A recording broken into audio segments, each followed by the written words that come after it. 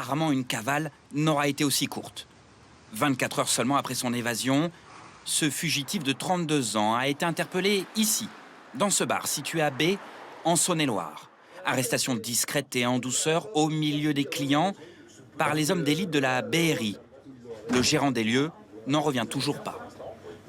Dans un premier temps, ils lui ont demandé son identité. Il n'avait pas de pièce d'identité sur lui.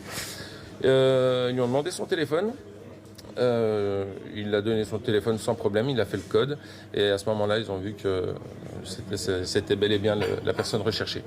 À en croire le patron du bar, le suspect ne se cachait pas du tout et buvait tranquillement son café, comme si de rien n'était. Il était plus que zen. Hein. Il a même entamé une petite discussion avec des habitués. Il leur a raconté qu'il rénovait une petite maison dans le secteur, mais sans plus, c'était la première fois qu'on le voyait. Incarcéré pour une grave affaire de violence conjugale, l'homme était activement recherché depuis sa spectaculaire évasion hier matin de la maison d'arrêt de Dijon. Son ex-compagne avait d'ailleurs été immédiatement mise à l'abri par les forces de l'ordre. En même temps que son complice, le suspect avait découpé les barreaux de sa cellule avec une lame de scie avant d'escalader un mur recouvert de barbelés à l'aide de draps.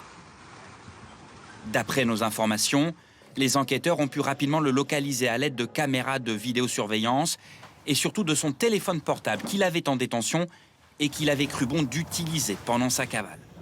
Une arrestation rapide était essentielle, d'après ce syndicaliste policier.